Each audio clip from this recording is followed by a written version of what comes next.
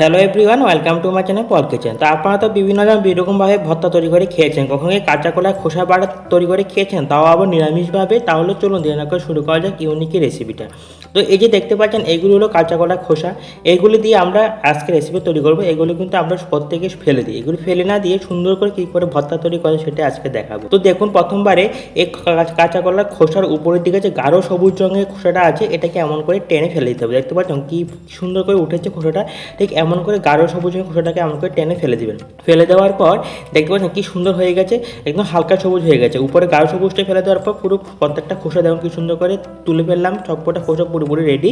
এবার আমরা এগুলোকে সিদ্ধ করে নেবো। তার জন্য আমরা প্রেসার কুকারের মধ্যে দিয়েছি পরিমাণ মতো জল, আর দিয়ে দিচ্ছি লম্বা লম্বা করে কেটে রাখা যে খোসাগুলো। সবকটা খোসা আমরা জলের মধ্যে দিয়ে দিলাম। দিয়ে দিচ্ছি পরিমাণ মতো একটু 3টে কাঁচা লঙ্কা, দিয়ে দিচ্ছি পরিমাণ মতো সামান্য একটু নুন দিয়ে ভালো করে সিদ্ধ হওয়ার জন্য। এবার এটাকে ঢেকে দেবো 10 মিনিট। যখন 10 মিনিটের মধ্যে দেখতে পাচ্ছেন এখানে মোটামুটি 10টা সিটি হলেই মোটামুটি সিদ্ধ হয়ে যাবে। দেখুন 10টা সিটি হয়ে গেছে। এবার ঢাকাটা আমরা খুলে নিলাম। দেখার পর দেখতে পাচ্ছেন কি সুন্দর করে সিদ্ধ হয়ে গেছে। দেখতে পাচ্ছেন পুরো কাঁচা কলা খোসা সবকটা খোসায় কি সুন্দর করে প্রত্যেকটা কালার চেঞ্জ হয়ে গেছে। এবার ঠিকঠাক সিদ্ধ হয়েছে কিনা আমরা হাত দিয়ে প্রেস করে দেখাচ্ছি। দেখতে পাচ্ছেন কি একদম পুরো সিদ্ধ হয়ে গেছে, একদম পুরো নরম হয়ে গেছে কাঁচা কলা খোসাগুলো। আর আমরা এগুলিকে মিক্সারের মধ্যে মিহি করে পেস্ট করে নিলাম। দেখতে পাচ্ছেন কি সুন্দর করে পেস্ট হয়ে গেলো। ঠিক এমন করে আমরা সবকটা কাঁচা কলা খোসাকে ভালো করে পেস্ট করে নিলাম।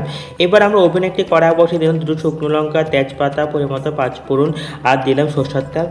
যেহেতু এটা ভর্তা বাটার রেসিপি, তার জন্য একটু সরষের তেল দিতে হয়, নাহলে খেতে ভালো লাগে না। দিয়েছি পরিমত হিং।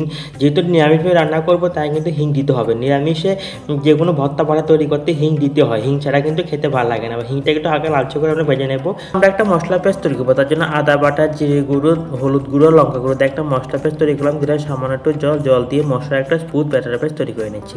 দেখুন ফোনটা লালচে রঙে ভাজা হয়ে গেছে। এবার দিয়ে দিচ্ছি পেস্ট করে রাখা মশলাকে দিয়ে দিচ্ছি সামান্য একটু জল, যাতে পোড়া লেগে না যায়। এই মশলাকে কন্টিনিউ নাড়তে থাকবো, নাড়তে দেখে মশলা কি সুন্দর করে কষাতে হবে।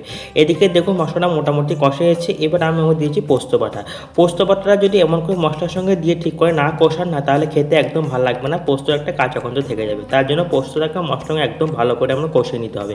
দেখুন পোস্তটা কি সুন্দর করে কষে গেল।